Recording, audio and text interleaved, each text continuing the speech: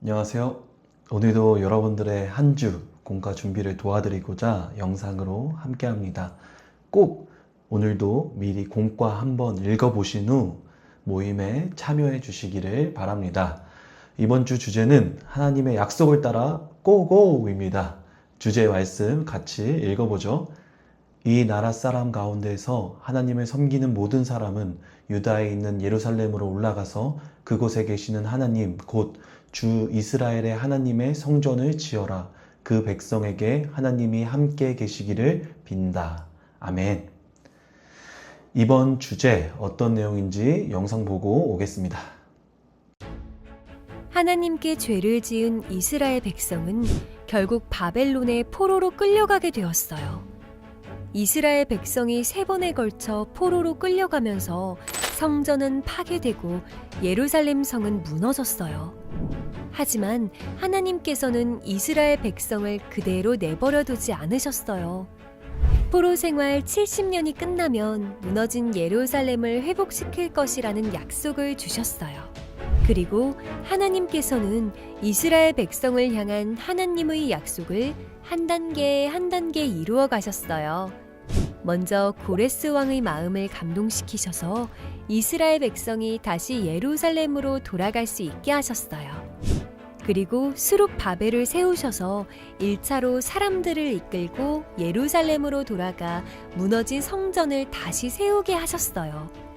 그리고 80년 후 에스라는 백성들과 함께 2차로 귀환하여 그들 가운데 무너져 있던 하나님의 말씀을 다시 세웠어요. 이처럼 하나님의 약속은 이루어졌어요. 우리도 하나님께서 약속을 이루어 주시는 분임을 믿으며 하나님의 말씀대로 살아가요. 우리 반 아이들을 키우다 보면 말을 안 들어서 속 썩일 때가 참 많죠. 내 수준에서는 이 정도 약속은 충분히 지킬 만한데 아이들에게는 그 약속을 지키는 것이 어려워할 때가 있습니다. 오늘도 예시로 부모님과 했던 약속을 떠올려 봅니다. 부모님과 했던 약속 중 지키기 어려웠던 약속이 있었을까요? 보통 지키기 어려울 때 어떤 행동을 했나요?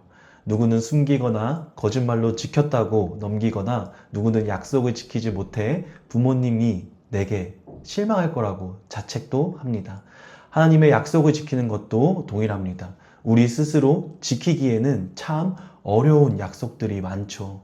반복적으로 하나님을 떠나 우상을 섬기는 이스라엘 백성들의 모습을 보면 너무나 잘 알 수 있습니다. 결국 약속을 지키지 않은 이스라엘은 바벨론에게 망하고 성전은 무너집니다. 하나님은 이스라엘에게 실망하시고 이전의 약속을 파기하셨을까요? 아니죠. 하나님의 약속을 보니 또 다른 약속을 하십니다. 포로 생활 70년이 다 차면 다시 고향으로 와서 너희를 회복시킨다 라는 것이죠. 백성들이 하나님이 우리를 버리셨어. 우리는 이제 끝이야 라고 이야기할 때 하나님은 그럼에도 백성들을 사랑하셔서 약속을 신실하게 지키시고 이루셨다라는 것입니다. 나도 이렇게 포기하고 절망했을 때 하나님께서 이렇게 편지를 써서 내게 보내주신다면 나는 뭐라고 답할까요? 자유롭게 나눠봅시다. 그리고 마지막으로 하나님에 대한 내 믿음을 점검해보는 시간을 활동 4번을 통해 해보려고 합니다. 내가 바라보는 하나님에 대해서 나누어 보는 겁니다. 그리고 한 질문마다 같이 읽어보며 우리가 믿는 하나님이 어떠한 분이신지 아이들과 함께 바로잡는 시간을 가지면 좋을 것 같습니다.